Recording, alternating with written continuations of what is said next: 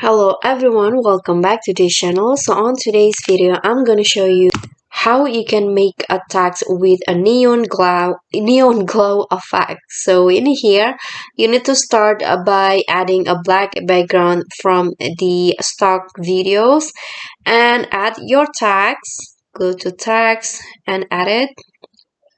So you can just type in your text in here. I'm going to go with neon glow. And then after that, change the phone into your favorite phone or the phone that you think will uh, be proper for the neon glow to appear. Okay, I'm going to go find. Okay, so I'm going to use the Sigma phone, and then after that, just change the color into your favorite one. I'm going to use maybe this okay, this pink color, and then after that just export it. I'm going to go with 5 seconds and export this project first. So after you export, you need to add the project that you just export into CapCut PC. So I'm going to go to import and add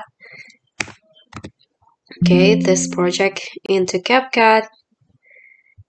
And then after that, you need to delete this black background and add these projects. Oops. Okay, so I'm going to add it first. Then put the text on the top of the project that you add and delete the black background.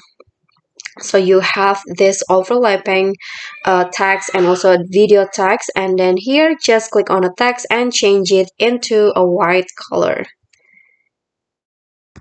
Okay, so after that, click on the text, go to animation, loop, and select the random flash. Okay, this one's right here. Okay, and after that, so you need to go to effects and then find the light category, this one, and then select the angel effect. Okay, this one, add it to your text, video text. So your text will go like this. Okay, you can just adjust the string in here. I'm going to go with 60, around 60, and you're basically done, but you can always add another effect. For example, if you want to, you can also add this effects right here, this camera shake effect. So your text will go like this. Okay, so that's all for me. I hope this will be helpful. Thank you for watching. Don't forget to like, comment, subscribe, and also click on the thanks below. I'll see you all on